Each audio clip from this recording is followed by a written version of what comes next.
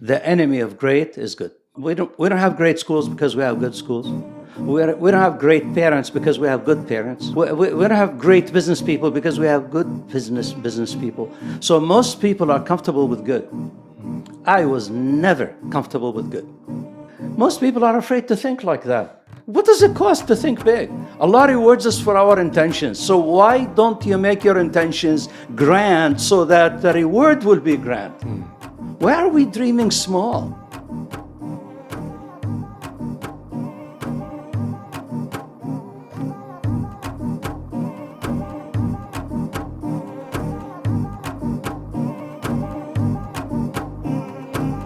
Assalamu alaikum and welcome onto the Muslim Made podcast.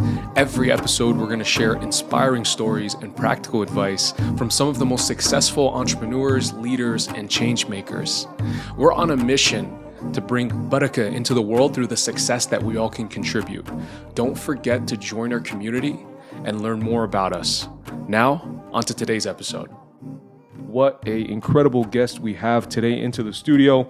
Dr. Mohammed Abbasi is a trailblazing entrepreneur and a mentor whose story is nothing short of inspiring. As the founder of Keller Realty in New York tri-state region, he transformed a fledgling concept into a powerhouse with 45 offices and 10,000 associates, cementing his legacy as one of the most influential figures in the Northeast real estate space. After reaching the pinnacle of his business success, Dr. Abbasi actually retired in 2010, but he didn't stop striving for impact there. Instead, he redirected his energy towards a greater purpose, empowering non-for-profits and mentoring the next generation of leaders.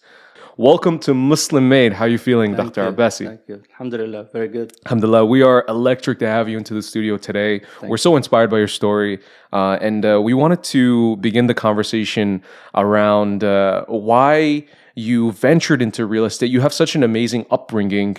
We wanted to first understand a little bit about how you knew the path that you ended up in life was the path for you.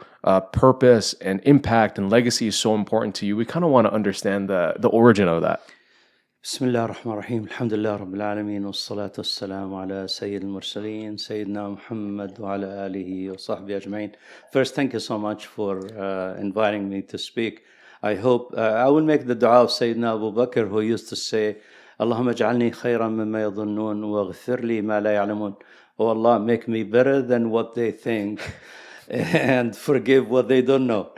So that is my favorite dua every time I speak publicly. But subhanAllah, I grew up in a typical Middle Eastern / Palestinian household where the parents expect their children to do good in school.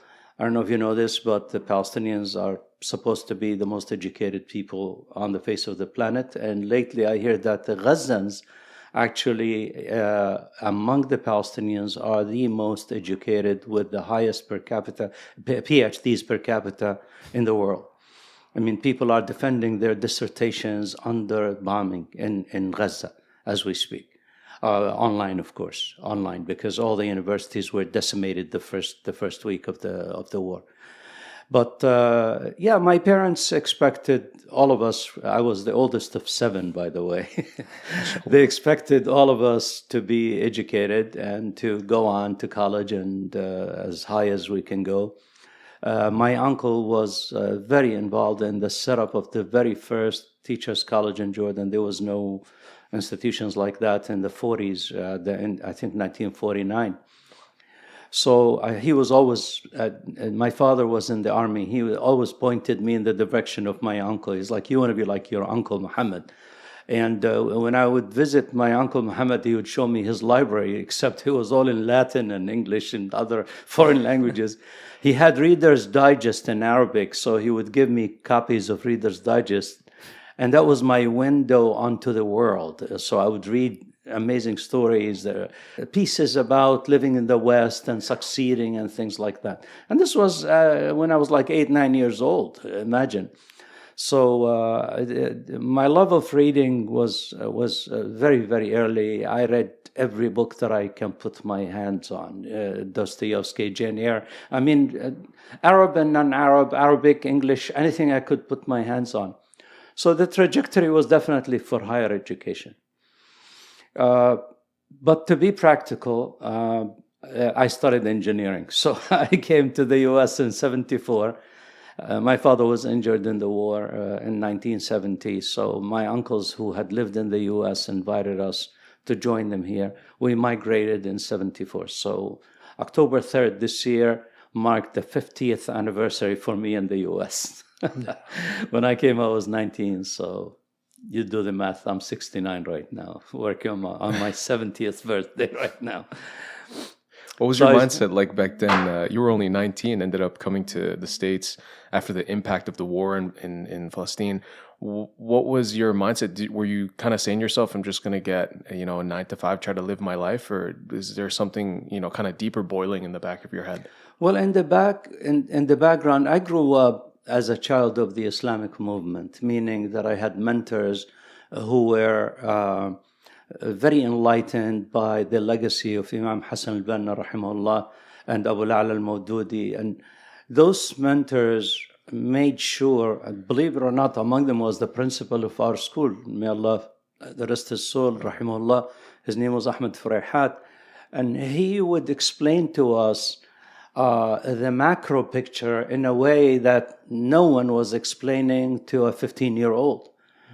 So the day Jamal Abdel Nasser, the Egyptian ruler, died, we were crying as Palestinians because we thought he was the champion of the Palestinian cause. And he pulled us aside and he said, don't be fooled. This guy is corrupt. This guy is an agent of the East and the West. And he explained to us the concept of the nation state and how it was structured to serve the interests of the colonials after they left. So we were living in a post-colonial world, but somebody had to explain that to you. And believe it or not, that was explained to us by the leaders of the Islamic movement in Jordan as early as 15, when I was 15. So I came here with that in the background. We were raised to think Palestine every day, every moment of our life.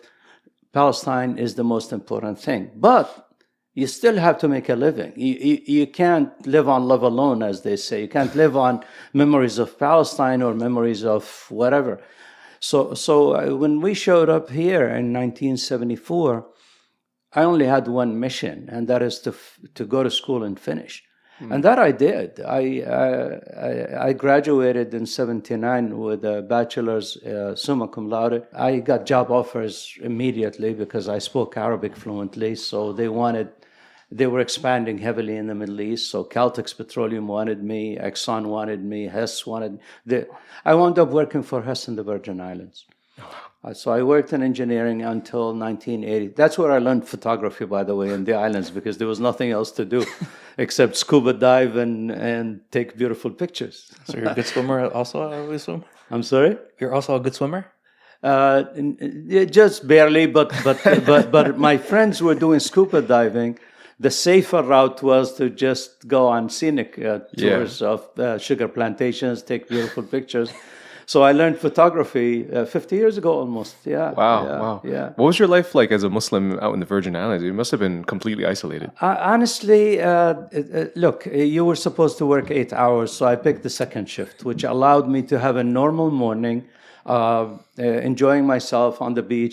So I would go out and swim. The temperature is always between 70 and 90, so it's a perfect weather.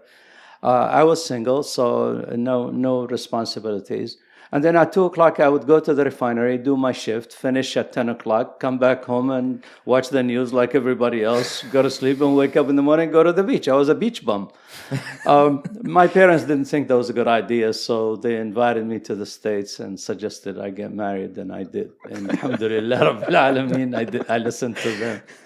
We've been married, 43 years now. Mashallah. Yeah, alhamdulillah, 43 years. So you kind of, at that point in your life, you were moving back to the States. You had this rich, I guess, experience of the Virgin Islands. What was your drive and kind of goal in life back then? I don't think you had found your spark or your interest to get started in business yet. No, because I thought if I changed companies that, Exxon sent a headhunter after me. They didn't give up. So they didn't get me out of school. They kept watching me. They know that a lot of people wind up making a mistake. So one guy called me up on a regular, phone. There was no cell phones. And I'm like, who are you? Would you get my number? He said, doesn't matter. We do scouting. So basically, he said, would you like to go back to New Jersey, where you came from? And I was like, sure. Who's talking? And he said, I got a job for you with Exxon. So I wound up taking a job with Exxon in Florham Park, New Jersey, which I hated more than the other one. I didn't like it at all. It was corporate structure. It was the prospects of success were so far-fetched. And the day I realized I needed to quit is a day when they had a corporate retreat where they gathered a lot of young people like yourselves right now who are up and coming, and they brought a vice president and a general manager and somebody else, I forgot who it was, 3 big guys from Exxon, and we had fireside chats with them. So there's literally a fireplace and a very upscale the retreat somewhere. I don't remember where it was. And the message I got from their talk collectively was that success means that you have to travel a lot, you have to sacrifice a lot. And what hit me hardest was when one of them said his 5 kids have 5 different nationalities because they were born in 5 different countries. And in my mind, I'm like, oh no, I don't want to do that. So that's mentally when I checked out. So the first opportunity I had for me to quit was in 82. I had made the mental decision to quit. It was just a matter of time. And then all of a sudden, Exxon canceled a $2 billion project in Colorado, which they were preparing us for. And they decided to let go of 400 engineers. Except instead of firing us, they offered us severance. And I didn't even know what the word severance meant, but they said, basically, we'll give you a lot of money. We'll let you stay on the payroll for the next 9 months, and we'll help you with counseling on how to get your next job. And that's the part that helped me explore where I need to go next. They hired a company. I heard the cost was $10,000 per person. Back then. Yeah. The name of the company is Haldane Associates. I still remember the name. It was out of Morristown. So they assigned a counselor to me, and I would meet with him regularly. And this is a message to the young people listening. Get some counseling from somebody who is an expert in this area. Because this guy, he listened to me, he listened to my story, but then he did a personality scan on me. At that time, I think he used the DISC, the D-I-S-C system, which is similar to Myers-Briggs and all that. Yeah. And he said to me, basically, when we concluded, he looked at me and he said, you should be in sales. And I said, what would I sell? I'm an engineer. He said, you can sell ice to the Eskimo. Just go into sales and you'll do phenomenal. So I came home literally buzzed, like what is this guy talking about? Sales. So what about one of my relatives said to me, why don't you sell real estate? And I'm like, what is real estate? I had no idea what the industry does. I didn't even understand the terminology. And she said, there is a Century 21 office that says we are now interviewing. Why don't you go talk to them? I went there, and it was a corporate guy who quit his job. His name was Lenny Turi, and we hit it off right away. I mean, we were both intellectuals. We were smart. We had a good conversation. And he said to me what I wanted to hear. He said, the sky's the limit. Because I asked him, I said, what's your top salesman make here? And he's like, at that time, we're talking 1983, $25,000, $30,000 a year. He said, but don't let that hold you back. Because I said to him, I said, I make more than that as an engineer. Why would I want to be in sales? He said, the sky's the limit. You can make $1 million if you want. I don't remember he said $1 million, but that's the indication. So that's how I wound up in real estate, because a counselor who understood me, who understood my personality, my capacity, by listening to my story, by scanning my personality type. I'm a social butterfly, basically. And he said, that's what it takes to be a salesperson. What about you specifically made him think that you could sell ice to the Eskimos? I mean, what stood out about you? I guess I must have shared stories about growing up with him. One of those stories intrigues me to this day is that comic books, right? Yeah. So when we were growing up, it was really a lot of fun for young kids growing up in a poor country like Jordan to be exposed to the rest of the virtual world through comic books, kind of like kids going on social media nowadays. We don't have no social media. So when I got my copy of Superman or Batman or any of those things, I would go through it, and to me, it's like being in a different universe. It was a mental break from the difficulties that we lived in a poor country ravaged by civil war and things like that. Here's what's interesting. To buy a brand new copy of Superman, it was 5 piastres, okay? In Arabic, we say 5 قروش, 5 piastres, right?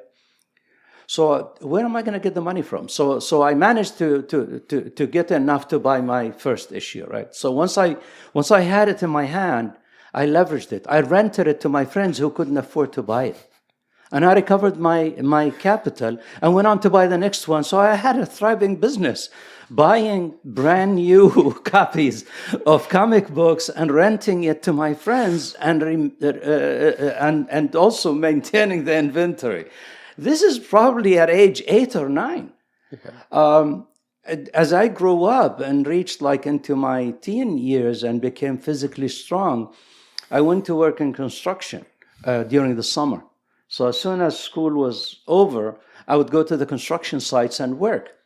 And I remember one time I passed by a construction site and there was a pile of sand that needed to be carried over to the higher floors of the building. It was being plastered and so on. So I negotiated with the guy. I must have been 12 or 13. I negotiated with the guy to take that entire mountain of sand into all the rooms in a 4 or 5 story building. And he said, how are you going to do that? I said, that's my business. How much would you pay for that? We negotiated a price. I went and I hired 6 of my friends, supervised them while they're doing it, paid them off. They were so happy to make money. And I took the rest of the money, put it in my pocket. I became a businessman. I wasn't even 15 at that time. So these kinds of things that I did naturally, it was just intuitive at a very, very young age. Mm-hmm. Later on, I shared those stories with the counselor, and he was like, man, you need to be in business. SubhanAllah. It's being in business, you ended up entering one of the toughest and most competitive fields for business, which is real estate. Mm-hmm. What would you say, especially in those early days, was your first big win? How did you learn how to be successful and good at this? And maybe to back that up, how did it shape the way you tackled this challenge of one of the most thriving real estate markets in America, which is our Northeast area? What I'm going to share with you is so simple, but it's not simplistic. And a lot of people would not understand that what differentiates you from everybody else is not a lot of things. It's sometimes just the one thing, if you figure out what it is. As I got my license, it took me like a week, and I was a licensed realtor, right? Boom, 1, 2, 3. It was easy. So I went in. Some people have to repeat the test 10 times before they pass. I passed it first time. Came back and said, I got my license, I'm ready. He said, here's a desk, here's a phone, get to work. So there's no training. So I looked around. I saw the other associates writing on white envelopes, writing addresses. I'm like, what are you doing? They said, we have this book that has the name and address of every owner in the county, and you just pick a street, You mark that street, you sit down, you write their name and addresses, and you stuff the envelope with some material about yourself or about the company, and you send it to them. You put stamps on it and you send it. And in my mind, I'm like, I could do better than that. Right away.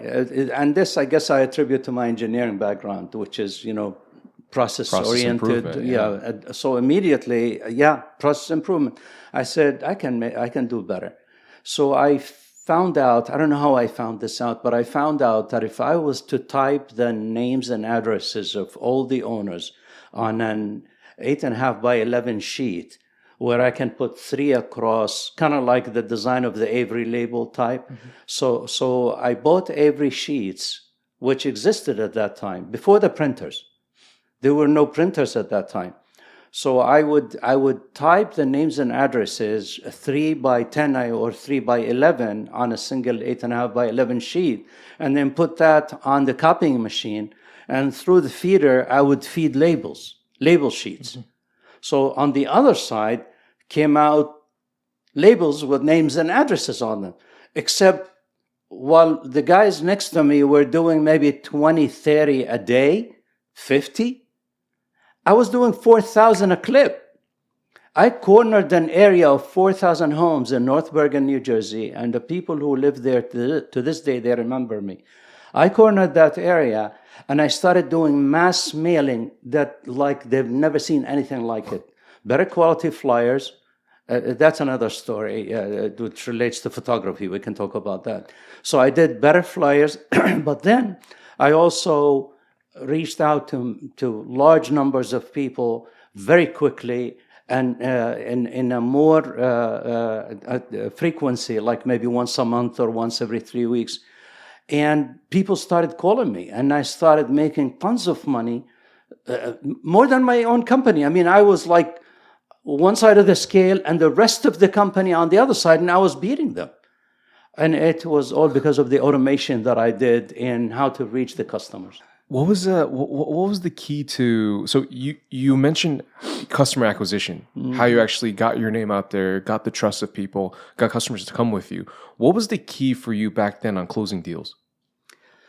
Well, more important than closing deals is to get the call in the first place. So you had to produce a product that was, I learned from Gary Keller later on, from our chairman in Keller Williams, that you only need to be one step ahead of the competition. 2 steps is a wasted step. 1 step. So like when everybody had a regular for sale sign that had their company name, I put my name on the sign, so I was 1 step ahead. When the other associates put their name on the sign, I put my picture on the sign. Except the way I did it, and this is the photography part of it, I figured out how to use half-tone screens.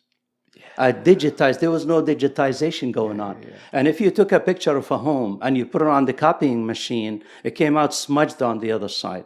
So I figured out that there's a way that you can buy half-tone screen, which is a plastic screen you can buy in a photography store, and you put it in the Polaroid camera in front of the film, and when the light went in, the resulting picture was actually a digitized image. That when you put it on the copying machine to make hundreds of copies, the picture that came out perfect. It was a beautiful picture of a home, rather than the smudged pictures that everybody else was sending. So I differentiated myself by digitizing the pictures of the homes. I also knew photography, so I took better pictures to start with. I had my own equipment. So not only did I take good pictures, but I also managed to digitize Polaroid shots, black and white Polaroid shots. And that made, in addition to me being a good writer, I wrote really good text. I told a story instead of giving an address and a price. I said, here's the story of Mrs. So-and-so who lived in this house for 50 years. We bid her farewell. She is now going to Florida. Wish her good luck. And now we are looking for a new neighbor in this neighborhood. I mean, I wrote a piece that people wanted to read. Yeah. That really made a difference. Of course, the issue of closing the deal, I had to go out of town to learn that. I was willing to invest enormous amounts of money in sitting in front of the best trainers, and I met the top salespeople in the country to understand their story so that I was looking for a model. So I would find these guys that were making millions selling real estate, and I would understand their story. And I remember one story in particular. There was a trainer by the name Howard Brinton, God rest his soul, he passed away.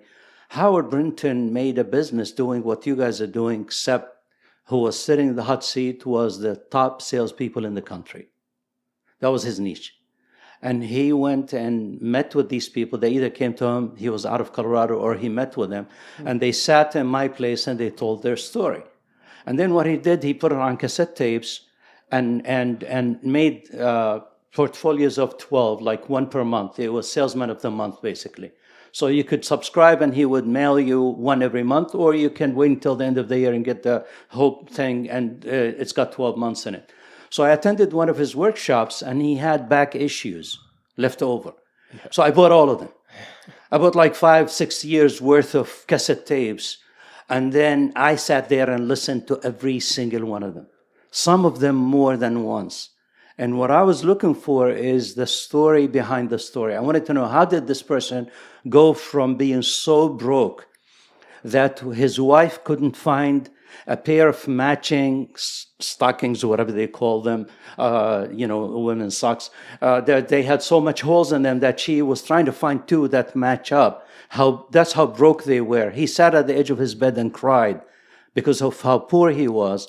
He picked himself up and became a multimillionaire. I wanted to know that story, and I listened to it. So then what I did basically is I knew that part of it was the technical part I had to learn. So I learned, for instance, the power of scripting. So I learned that there is a really good script for starting a conversation. You don't just start talking. You would go in and you'd say, Mr. and Mrs. Seller, thank you so much for inviting me to your home today. Before we even start, at the end of our meeting today, let me tell you this. At the end of our meeting today, one of three things would happen. You may decide to do business with me, and that would be wonderful. You may not decide to do business with me, and that would be acceptable.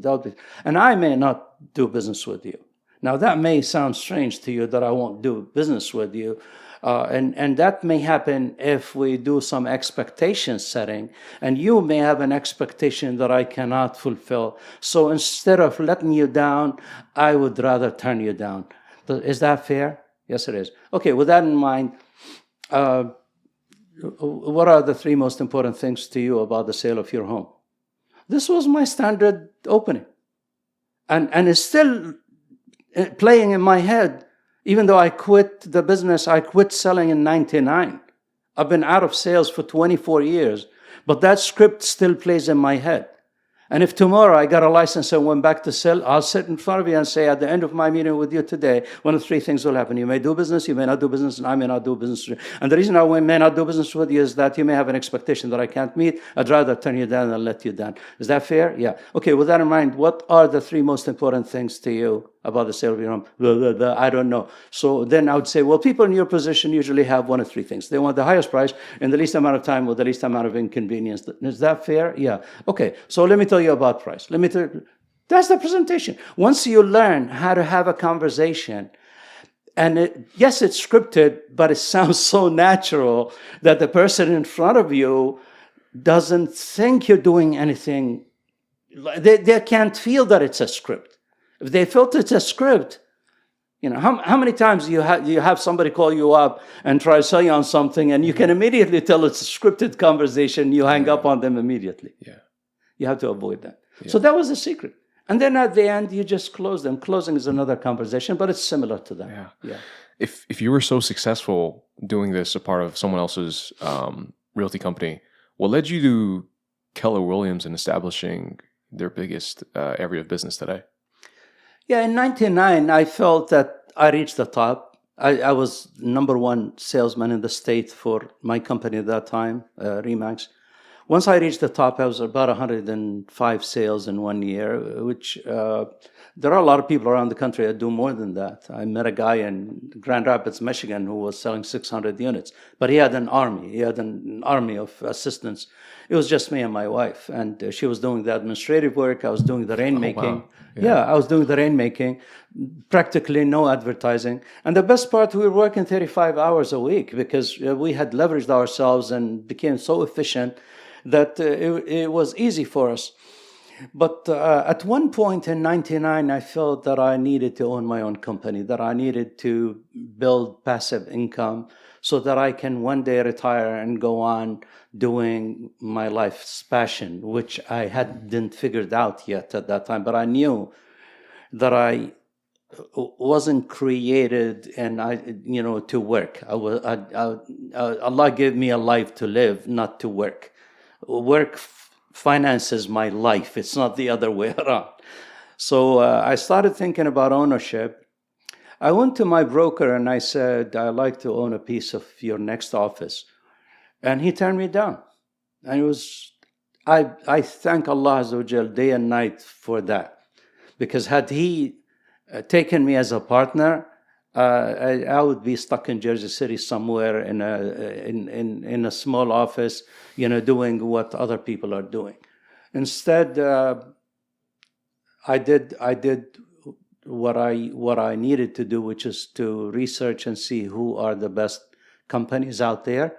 The first decision I had to make whether I wanted to be independent. I have my own little shop with my name on it, and I actually drew the logo and everything, and the idea was in my head. But I also found out that there is this concept of franchising where you can buy into a franchise.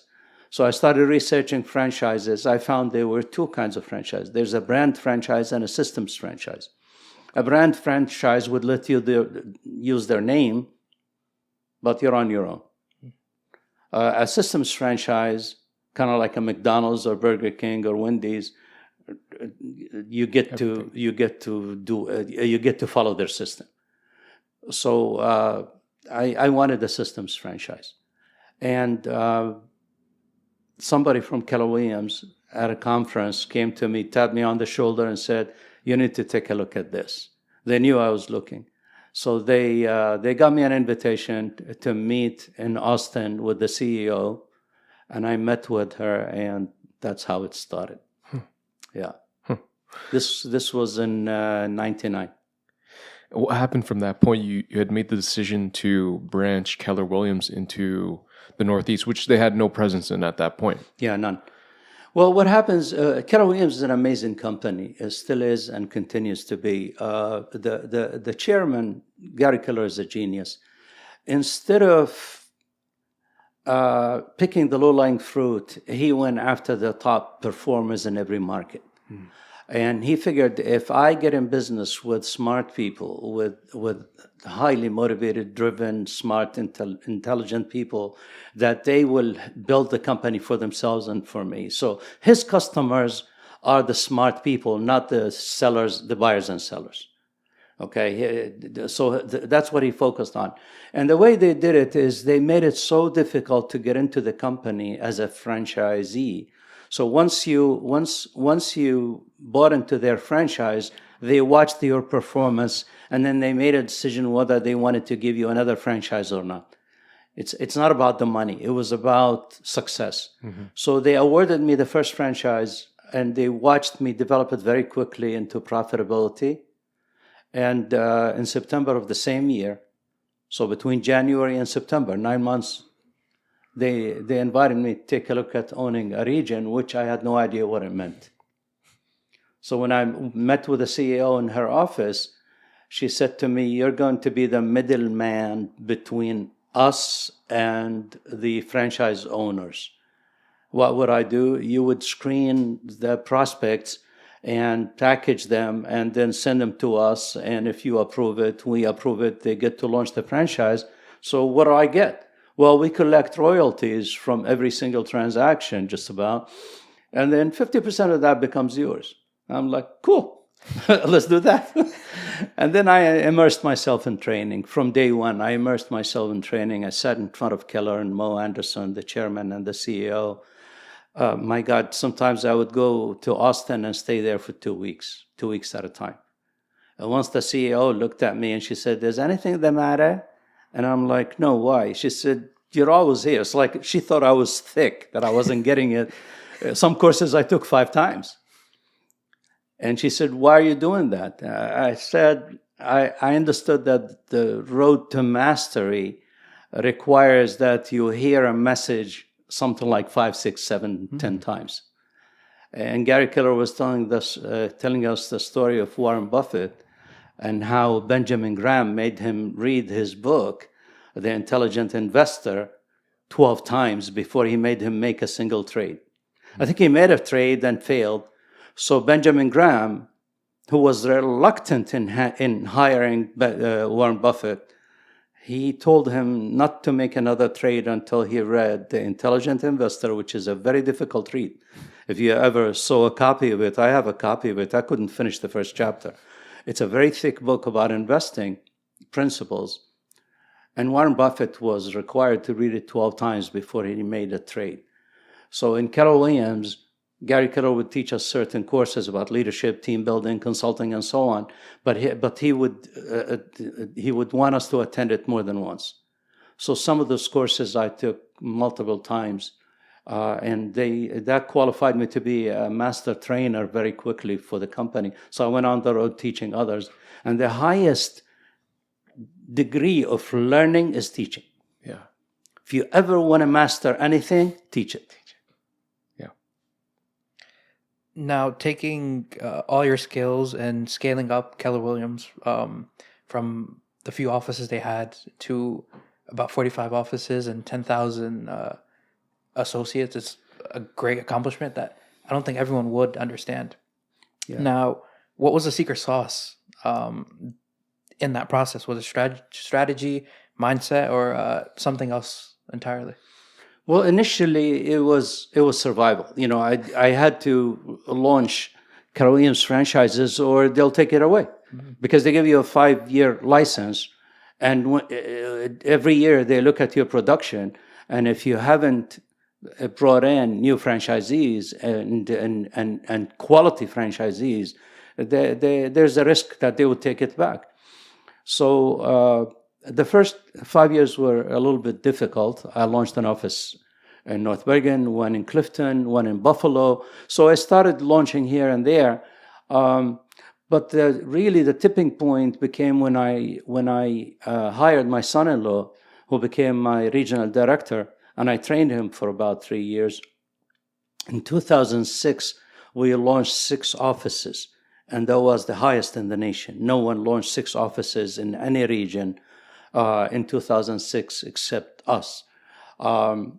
So in 2010, I had launched 26 operations, an average of 100 associates per office, which is unheard of in this area, by the way.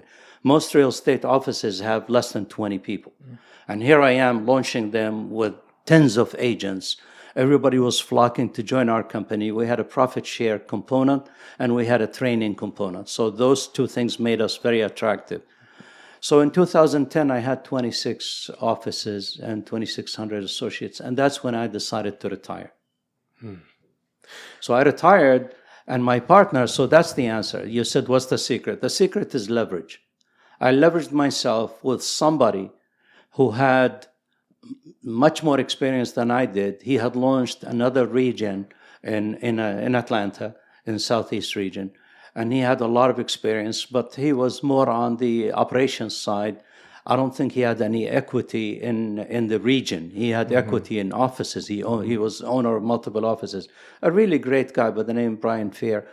Brian, on suggestion from the company, was looking for ownership. So I took him on as a partner, turned over the management to him, said bye-bye to him, haven't seen him since then. That was 14 years ago. He is the one who picked up where Ramsey and I left off, and he developed the company from 2,600 associates to 10,000, from 26 offices to 45 offices. So the message here is this. If your success plan depends on your personal success, you're not going very far.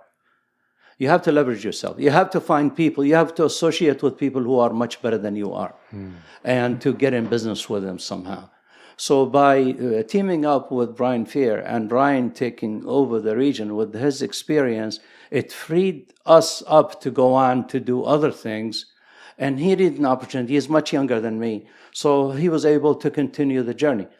And I don't feel I lost anything because I freed myself to do my real life journey, which is what I'm doing right now. I mean, up until that point, it looks like you were someone who was benefiting from the greatest reward of all your effort. But it must have also meant that you took the greatest challenges or the greatest risks.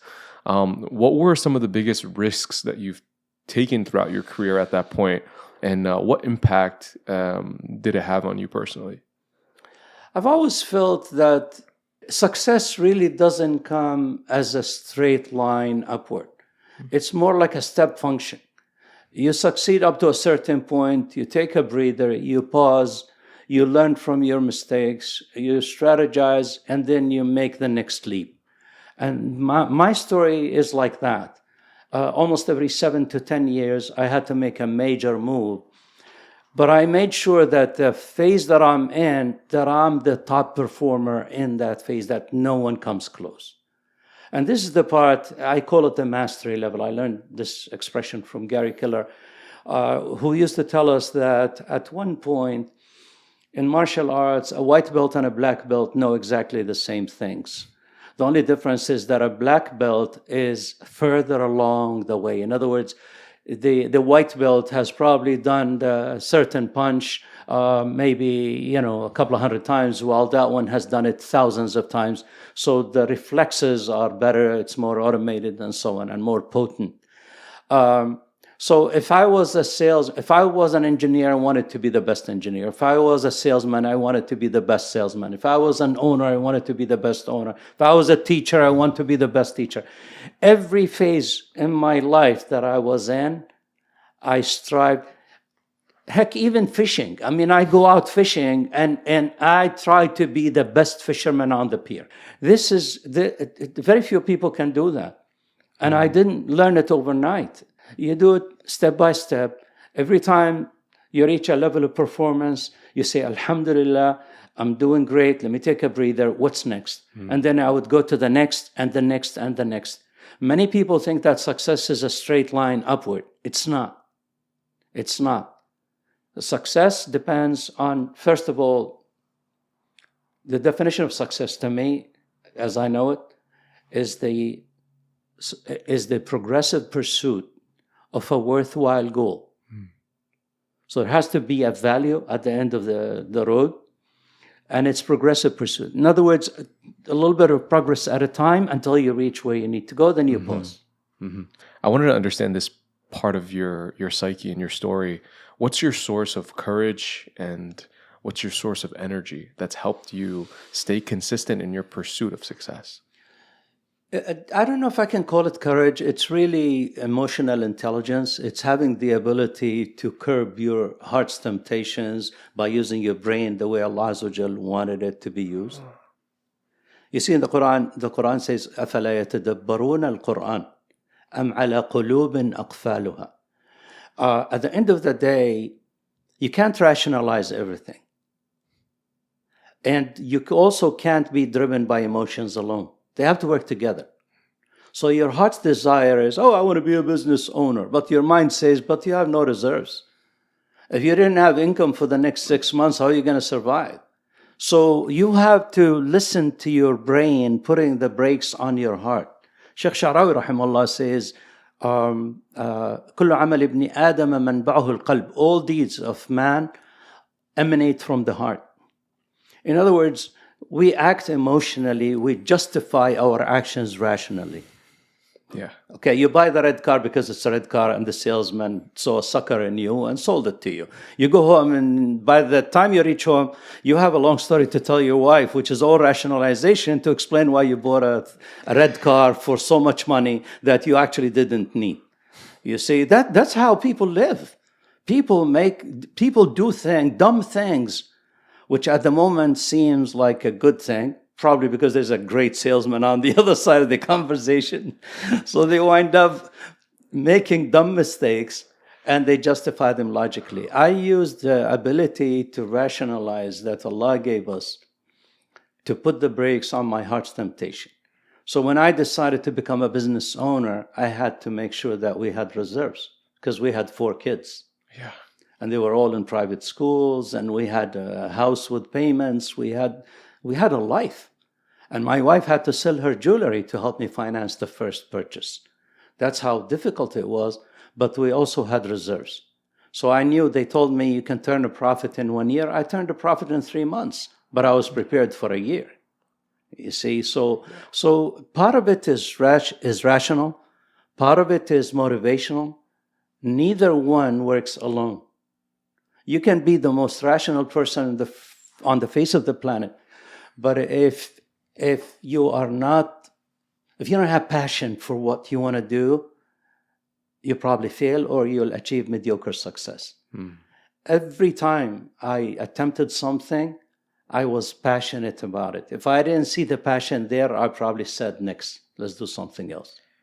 So that's something actually we kind of see in society today, where it's a lot of people, well, it might not be exactly linear to their success, but I think everyone reaches a plateau or a level of comfort and they stay stagnant. Or some people, they might feel uncomfortable at that point. Like, what do I do? How do you think they should find that passion for their next move? I don't know if you ever saw the book by Collins, Good to Great. No. Yeah, it's a very good book because basically the message in it is a very simple message.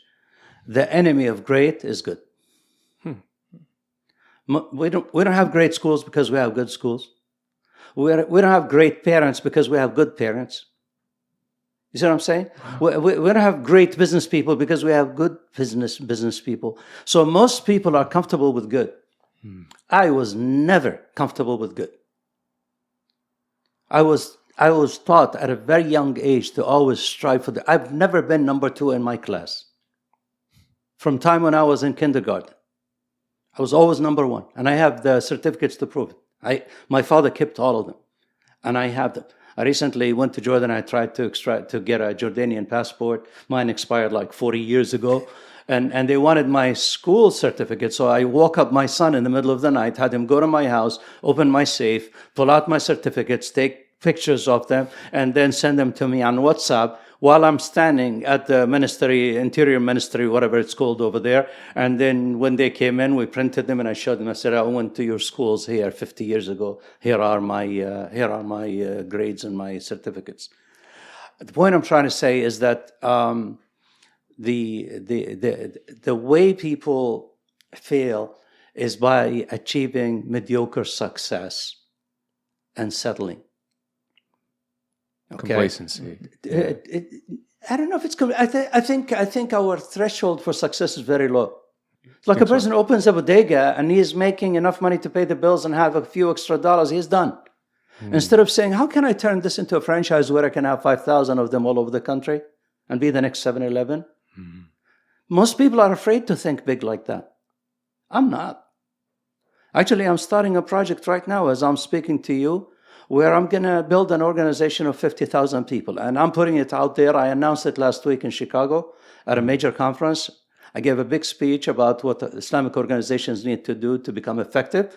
And I concluded by saying, because I don't like to depress people and tell them how bad things are without giving them a light at the end of the tunnel. So I made the announcement. I said, I have an idea that I started thinking about 20 years ago in 2003. I presented it. It was turned down by the elders. I was a young man. Well, now I'm the elder. And at that time, I had no idea what I was talking about. Now I have a PhD in the subject matter, in organization development.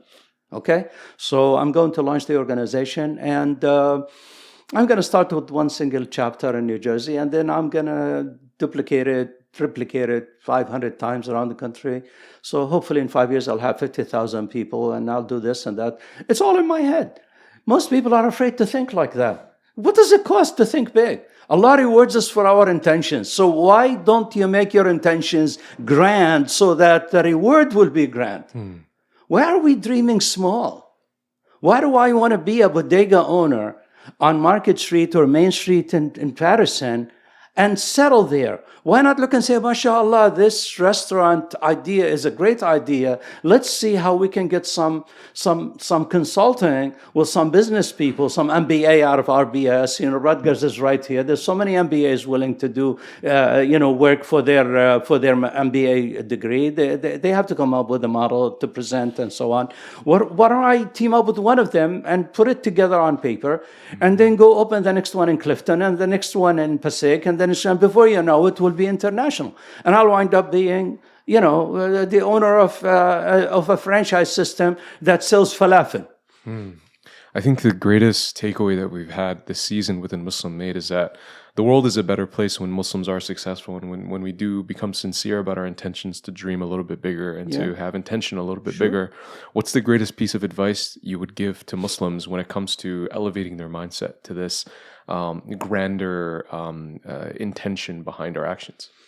That's a great question. Actually, one of the things I learned when I joined Keller Williams in 2000, told to us directly from the chairman and the founder, Gary Keller, he said, when he had only one office, now there are thousands of them, right? He has, right now, Keller Williams is 188,000 people worldwide. When he had the first office in 1987, he used to answer the phone by saying, Keller Williams International. And he only had one office in Austin, Texas. Now, when Allah Azza wa Jal sent Prophet Muhammad Sallallahu Alaihi Wasallam, did he send him mercy to Mecca or mercy to mankind? وَمَا أَرْسَلْنَاكَ إِلَّا رَحْمَةً لِلْعَالَمِينَ. The message of Prophet Muhammad was a universal message, an international message in today's terms, 1,400 years ago, as much as it is today. He didn't succeed progressively. From day one, the message was declared that this message of Islam is mercy to mankind, not to Mecca. Now, any rational being listening to Prophet Muhammad preaching the message of the oneness of God and the need for us, brotherhood and humanity and sisterhood, all of these concepts that he introduced to a savage society that buried its newborn females alive for shame and so on, would say, this doesn't make sense. But it was. So we Muslims have that legacy. Why don't we learn from it? We are totally disconnected from real Islam. We practice and perform the rituals of the faith, but I think that many of us really lack the true understanding of what our faith is all about. Our faith from day one is about dreaming big, is living with one foot in the dunya and the other one in the akhira. And one foot in this world and the other foot in heaven. That's who we are. And if we don't live like that, we are failing Prophet Muhammad. We are failing the message. SubhanAllah. What an incredible message. What an incredible message. Having such a strong Muslim and Palestinian identity with the success that from you've Jerusalem, had. by the way, from the village of Silwan. We used to hear Adhan al-Aqsa without any loudspeakers. I mean, that's how close we are. We are the front line in the defense of Masjid al-Aqsa. Very, very short distance. Walking distance to Masjid al-Aqsa. Our village is 8,000 years old. It was built about 5,000 years before Jerusalem. Jerusalem is 3,500 years old. That's before Prophet Ibrahim, before Moses, before King Solomon, before David. To those people who think Jerusalem belongs to them, it belongs to us. It was built by our grandfathers, the Canaanites, the Abbasis, 3,500 years ago. SubhanAllah. Just wanted to put this out there for the Muslims to hear and understand. Yeah. Absolutely. Understanding how strong your identity as a Muslim, as a Palestinian is, what impact do you think that had when it came to finding such immense success in a world that sometimes feels like they're always against a Muslim, they're always against this ideal, the ideals that we have, this message that we believe in. How did you integrate it into your success, and how did you navigate a world that might feel like it's stacked against us? It's very simple. Actually, looking back at it, I think it was much more significant than I thought it was at the time. Let me share something with you. Every time I achieved a level of success where I'm supposed to receive an award, the criteria for the award recipient was changed in the last minute to deprive me of the recognition. And this happened more than once. I'll give you one example. There's a county in New Jersey called Hudson County. You know where Hudson County is. So it had a board of realtors. And at that time, I think it was 3,000 realtors in it. It was very dense. The number may be off a little bit, but I became number one in the county. And I knew that because I achieved, at that time, gold or platinum level in production. And there's nobody in my category. The next person was in silver. And she was in my office. I knew who she was. And everybody else was bronze. So I was the only gold. Let's say gold. I was the only gold in the county. And I know that I'm number one. And every year prior to that, from time I started from 83 until the time when I became number one, which I forgot what year that was, like maybe 93, 94, they would honor the top performer in the market by giving the person a trophy and giving them a microphone to give a speech, and they highlight their success.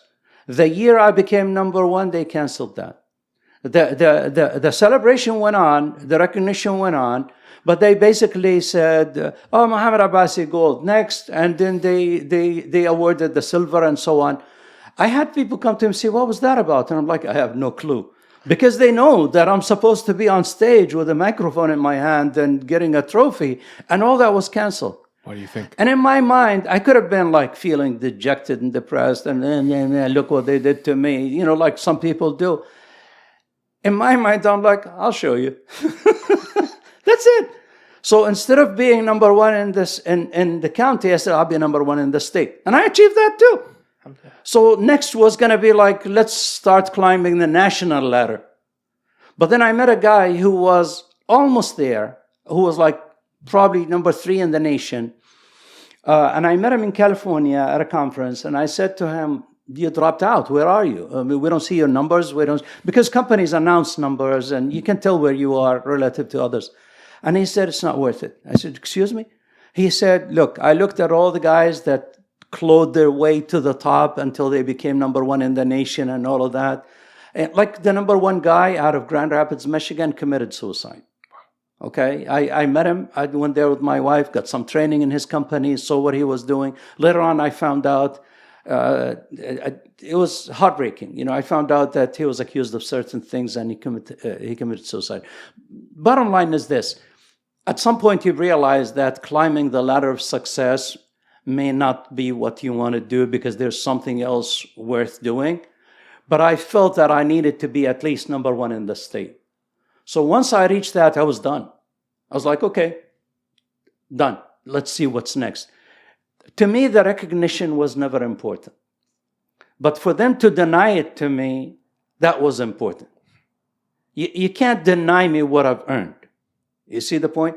And there are many stories like that in my life, not once. It happened to us more often than I can share. But every time my attitude was, and you know where I learned that from? Kareem Abdul-Jabbar was banned from the dunk when he was at, I think, UCLA. The dunk was banned. So he went to John Wooden, his coach, and he was like, and John Wooden said, deal with it, basically. He was a great coach. I read his story, and he developed Bill Walton and Kareem Abdul-Jabbar, and he developed some of the greatest players of all times. So Kareem was one of them. So Kareem was told to deal with it, and he did. He developed the skyhook.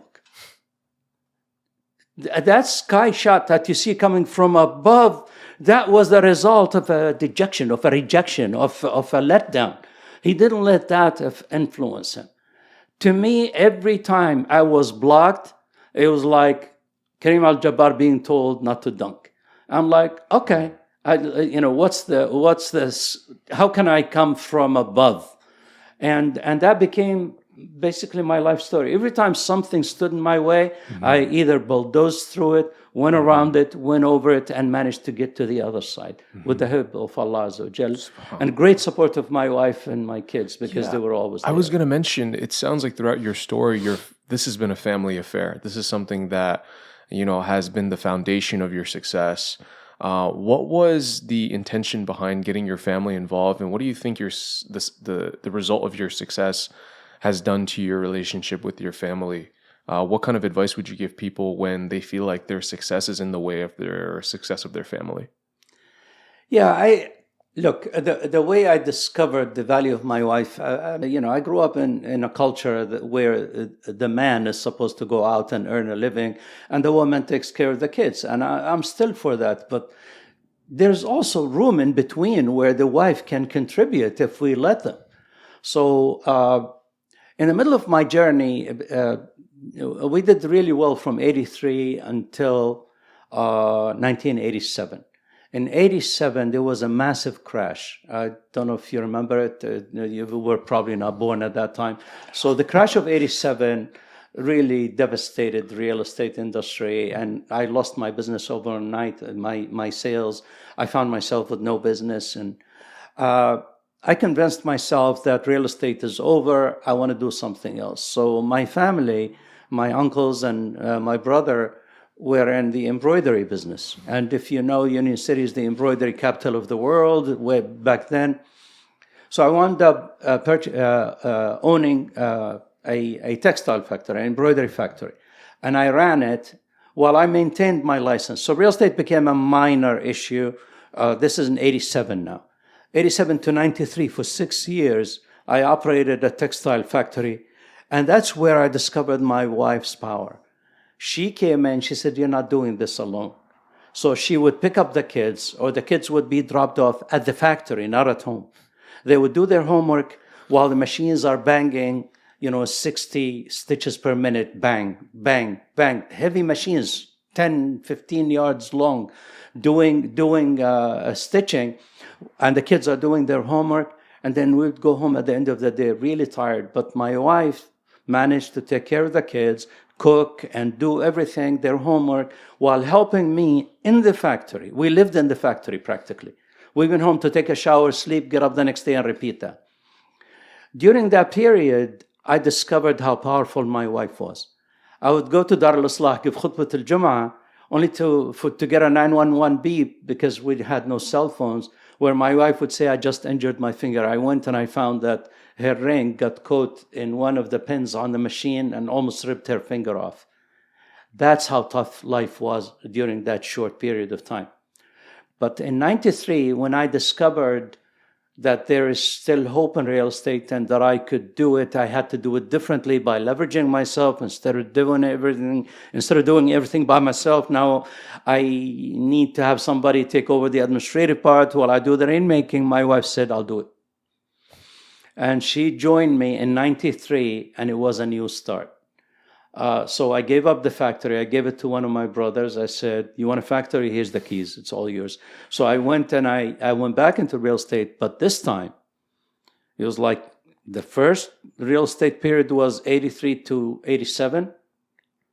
And then there was 93 to 99. 93, I leveraged myself with my wife. That was the first time. And we went through the roof. Our production was so much higher because she took over the administrative part, all the phone calls, the contracts, the management, the paperwork that's really non-productive. She took care of that. And that freed me up to go and build the business.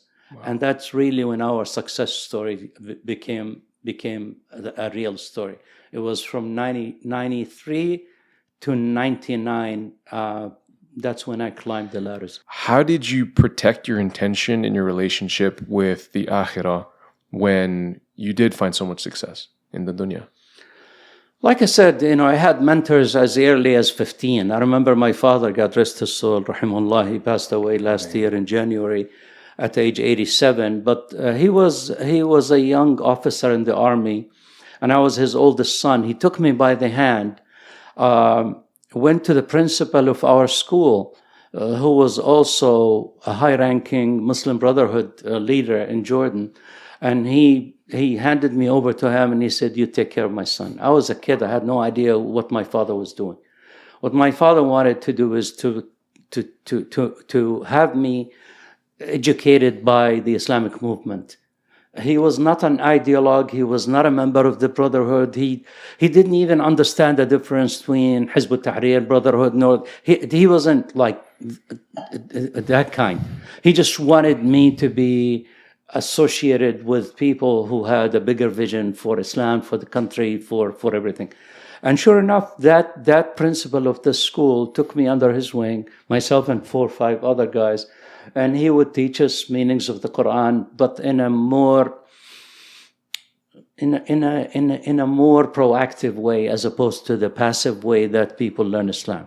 Islam was about changing our life, changing the lives of people around us. Islam is here to serve humanity. This is what I learned from those people. So that stayed with me every step of the way. Every time I earned $1, I knew that I'm doing it not just to eat and splurge. It was to improve myself so that I can be a better servant of Allah Azza wa Jalla and a better servant for humanity. Charity was always a big part of our life. Islamic education for our kids was top priority. We said we'll pay the tuition for their Islamic schooling, and if there's any money left, we'll eat. To me, that was more important. Feeding their minds and their hearts was more important than feeding their bodies. So that was always there, and that motivated me to do better. At the expense of spending more time with my sons, at least, because my wife was always there for them. And in hindsight, if I had to do it again, and I know that's always a question, if you had to do it again, what would you do differently? I would say simply, I probably would have invested a little bit more time with my sons. But being that I was building the business, my wife had to take over that role. So she was a great mom. She was a great business partner. She was always there. Without her, I wouldn't be here today. So much so that last night we were having fundraising for Ilhan Omar, and my wife decided to go with me. Usually she doesn't. She just stays there and hangs out with my granddaughters and grandsons. So she went with me. And subhanAllah, as I walked into the room, there was probably 50 people there. She was the celebrity, not me. Because everybody heard about my wife, but they never met her. Especially the sisters that were there. They were hugging my wife, like, "Oh, we finally get to meet you." And she's like, "Where do you know me from?" She said, "Oh," they told her, they said, "Your husband never stops talking about you and how great an impact you had." And that is true. I always give credit to my wife, and I think that we Muslims in general are almost afraid to do that. But I think that if it wasn't for Khadija behind Muhammad sallallahu alayhi wasallam, where would Muhammad have been? When he walked in and he said, "Zammiluni, dathuruni, I'm scared, he's shaky." And she said, "Allah will not let you down. Lan yudayya'aka Allahu abada."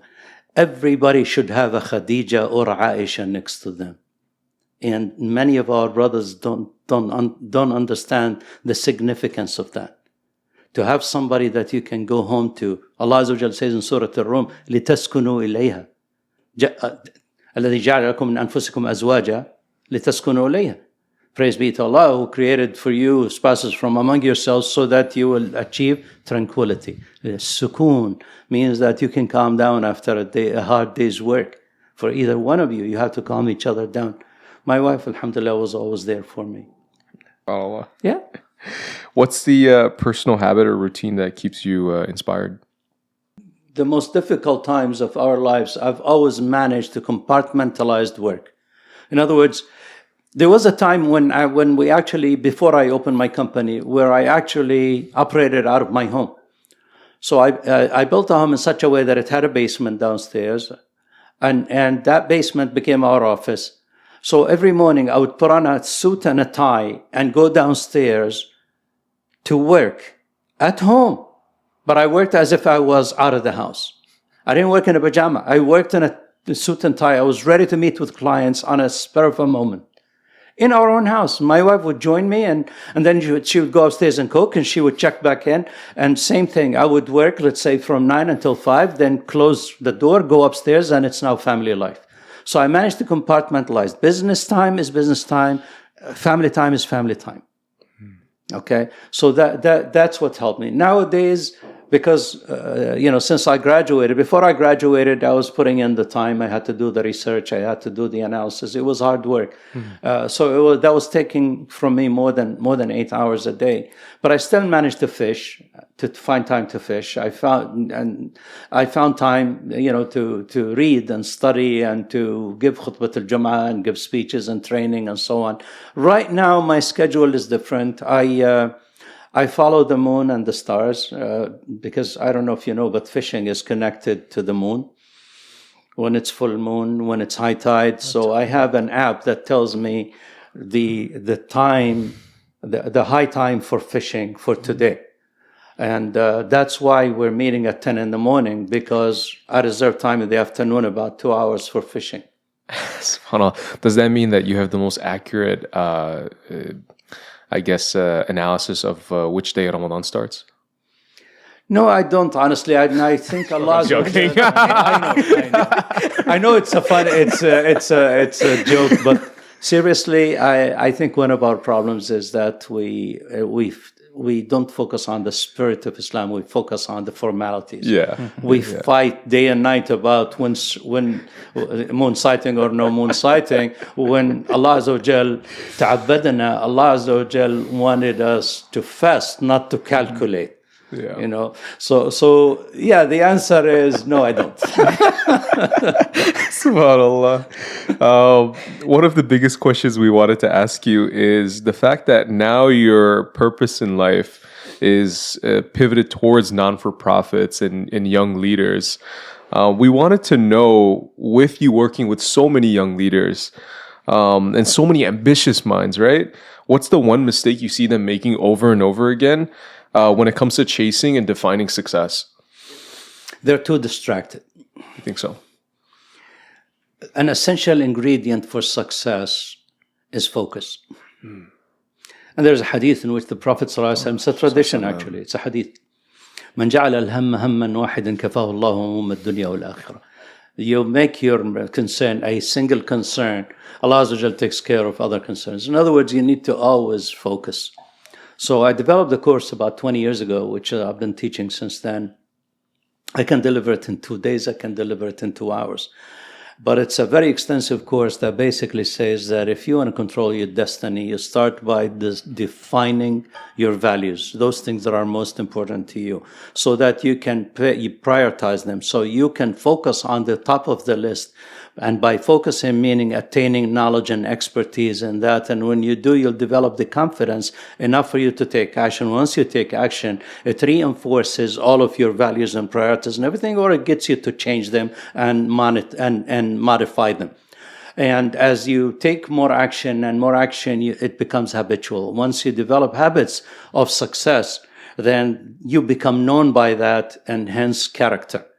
So your character, or what we call your akhlaq in Arabic, if they are connected to a covenant with Allah Azza wa Jal, then you basically completed the circle. That's your destiny. So that track, that analytical framework, I go over it step by step. And each part of it, I reinforce it with verses from the Quran and tradition of the Prophet ﷺ, because a lot of people don't really believe something unless they know that it's supported by Quran and Sunnah. And instead of arguing with them that there could be good things out there that are not necessarily prescribed in the Quran and Sunnah, I simply bring them the ayat and the hadith to kind of like put their mind at ease. Inshallah, in the future So if I say it's very important to recognize what your values are, I say, you know what, إِنَّا أَنزَلْنَاهُ فِي لَيْلَةِ الْقَدْرِ. Qadr means value. And there's a new value set. Muhammad ﷺ didn't bring a new religion. He brought a new way of life in which the value set is shuffled. Now all of a sudden, إِنَّ أَكْرَمَكُمْ عِنْدَ اللَّهِ أَتْقَاكُمْ. The most honored among you are those who are most pious. It's a new system. Before that, فَغُضُّ الطَّرْفَ إِنَّكَ مِن نُمَيْرٍ فَلَا كَعْبًا بَلَغْتَ وَلَا كِلَابًا. The poet Amr ibn Kulthum says, lower your gaze, you are from Numair or Namir, a tribe that has no value. You are not from Ka'b or Kilab. Ka'b and Kilab are two big tribes like Quraysh.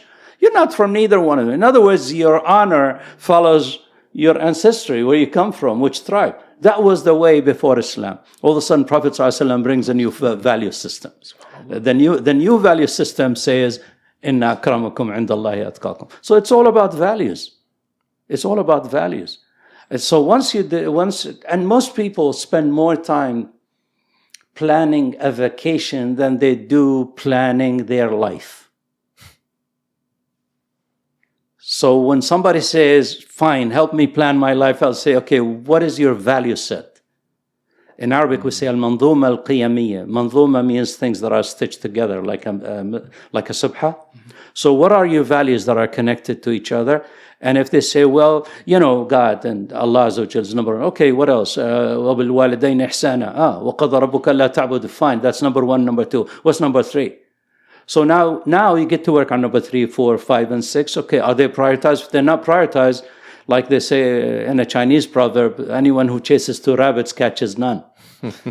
So unless you prioritize your values, you're not going to achieve any of them. You're not going to be good at any of them. So you have to know what is number 3. 1 and 2 are already prescribed in the Quran. So what is number 3? If you're sick, it's got to be health. If you're a student, it's got to be graduation. If you're broke, it's got to be money. It's rational.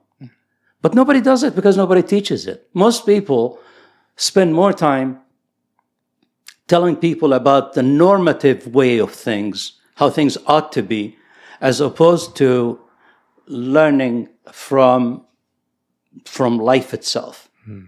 Allah says, "Qul siru fil ardi fanzuru." Travel in this world, move, and look. But look doesn't mean with your eyes. It means observe. It means collect data. It means learn from data. Reflect. And I think a big part of our problem as a Muslim community is that we are very deductive as opposed to inductive. Everything to us, if it doesn't come from Quran and Sunnah, it has no value. And yet the Quran says, "Qul siru fil ardi fanzuru." That's inductive. That means collect data and analyze it and learn from it. I mean, the Prophet ﷺ, when he traveled, if he wanted to know how many were the troops of the enemy, he had the Sahaba figure out from the droppings of their camels and their sheep, or from the remnants of the slaughter that they did prior, how many camels were slaughtered. And since 10 camels per person or 10 sheep per person, there was a ratio. They figured out how many soldiers. Oh, well, we got 400 people ahead of us. That's data analysis. They did that intuitively. They did that very easily.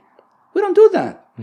Most people, for their success plan, they're always looking in the Quran. The Quran is a spiritual book. It was not sent as an MBA textbook at Rutgers. It was sent as a guidance for humanity, yes, to connect us with Allah Azza wa Jal, to show us the way to the akhira. And every once in a while, there is lessons about life. Yes, I agree. But Allah tells you to also learn from your environment, from data, to mine for data and to analyze it and understand it. And I believe that's part of the problem. So most youth do not succeed because they don't learn from existing data that's all around us. And it's easy to research it, it's easy to analyze it. You can ask Siri, you can say, "Siri, tell me about a good breakfast that has low fiber or high fiber or something." And Siri would answer you. With AI nowadays, you have the answer to everything. And most people don't know how to use it properly. So the data is there. We need to stop being scattered in our thoughts. We need to focus. And once we're focused, we need to know what to do with that. In that moment of clarity and focus, what do you do then? And it's those moments that make all the difference. Most people do not take time out to reflect. أَفَلَا يَتَدَبَّرُونَ. The Quran says tadabbur.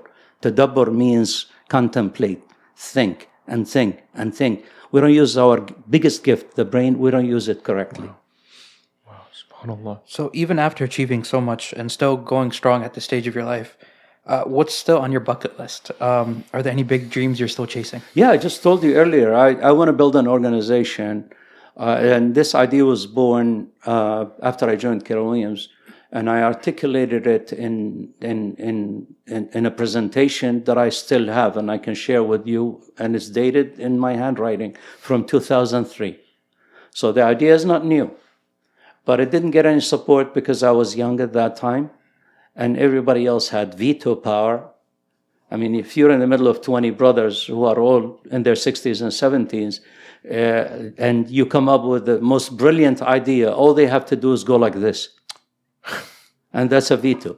They'll and I was vetoed, and I got no support. So on my bucket list is to build an organization of at least 50,000 members.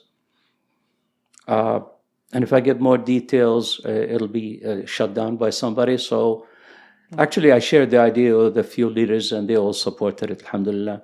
So the organization will be multi-chapter. It will be all over the country, and it will not replicate any existing organization. I don't compete with other existing organizations. May Allah Azza wa Jal bless them. If anything, we're going to provide strategic support to those organizations, and we'll see how that goes. Well, may Allah increase you in your efforts, keep you energized and healthy because of the barakah that you've brought, not only us in this episode, but to everything you've done.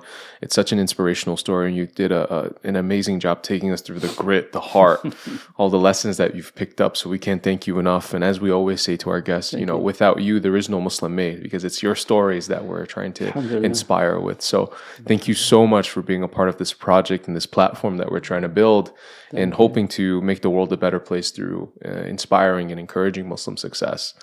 Hopefully you had as much fun as we did. Thank you. A lot of people don't realize that most people who are accomplished actually have no problem sharing their story. A lot of people think that people who are successful are beyond approach, and that it must be difficult. When I was at the top of my game, anyone could have asked me to have a cup of coffee with him, and I would sit with him and divulge everything that I knew about the business. But very few people took me up on it. I remember one young Chinese lady who asked me if I was having lunch. I said yes. I was teaching about maybe 100 students in Austin.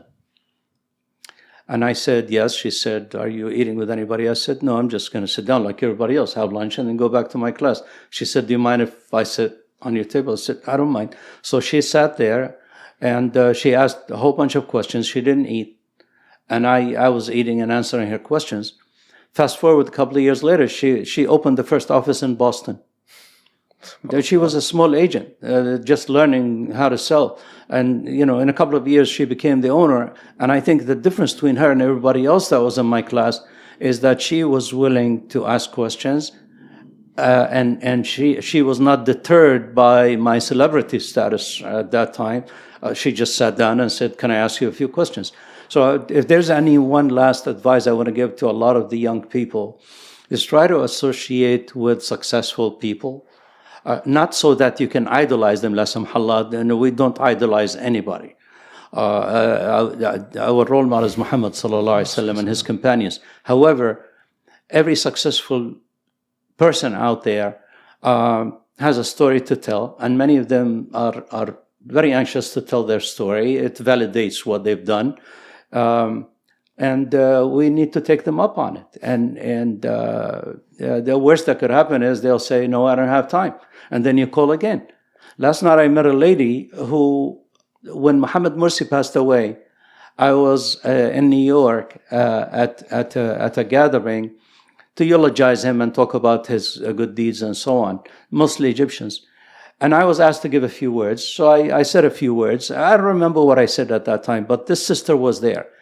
And I remember she reached out to me afterwards through Facebook or something. And I was working on my dissertation, and I said, "I don't have time right now." So she tried again. "When will you defend? When will you be available?" Finally, we connected. And now she is one of my biggest fans. She connected me to an Islamic center in Union, where I managed to train about 100 young people there. And last night she met my wife, and she told her the story. She said, "Your husband ditched me so many times, but I never gave up. I heard him talk, and I wanted to hear more from him." And my wife looked at him. She said, "You're so nasty." I said, "No, I'm not nasty. I just didn't have time."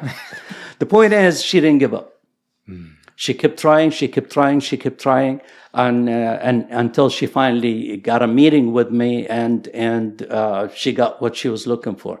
So my message to my brothers and sisters out there, if there's somebody that you respect and they have a success story, I don't care if it's the founder of a franchise like that Desi guy that started the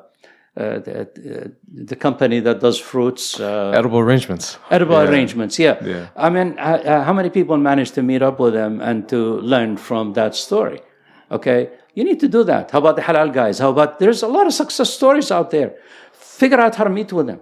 Yeah. You are 6 degrees of separation from anybody on the face of the planet.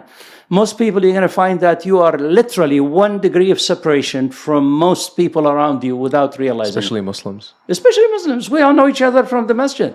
Yeah. So if you can't reach somebody, like for instance, you reached me through Ubay, right? Ubay is family. You're not. But the fact that Ubay introduced you to us, that was it. You're in. You see, one person. That's all it took. So that's my advice: is try to learn from the stories of others. You don't have to copy everything. There were times when you actually listen to somebody and say, "I don't believe anything he said," and I'm like, or I believe, but that's not for me, and that's fine too. That's fine too. The guy that I was telling you about in Grand Rapids, Michigan, my wife and I flew in a snowstorm through Ohio on a small plane that almost crashed into Grand Rapids, Michigan, to spend 2 days to see his game. On the second day of listening to him, I realized that I was running a much tighter ship than him. My operation was better. He was making more gross, but netting less. I was making a lot less money, but I was netting more. So I basically looked at him and said, Marshall, you need to come to my class. I should be teaching. I got up and left. And even though I spent money and everything, I learned what not to do. It's not always learning what to do. Sometimes it's learning what not to do. And that doesn't come intuitively. You have to see somebody who's messing up so that you say to yourself, I don't want to mess up like that person. You see? So that's my last message is don't be afraid to ask. Have the courage. The worst that could happen is they'll say no. And then you come back again and say, do you still say no? Or have you changed your mind? About what? About meeting with you. Remember I asked you that I wanted to have a meeting with you and you said, no, I don't have time? Yeah. You still don't have time or you have time? Well, don't you eat lunch? I'd love to have lunch with you. No, I do eat lunch. Where do you eat lunch? Always at home? Or you see what I'm saying? So you have to have alternatives. Yeah.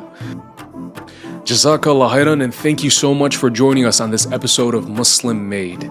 We wouldn't be able to do this without your support, so don't forget to share with a friend or family and check out our merch to be a part of our community. Make sure you like and subscribe, and we will see you on the next one. Assalamu alaikum.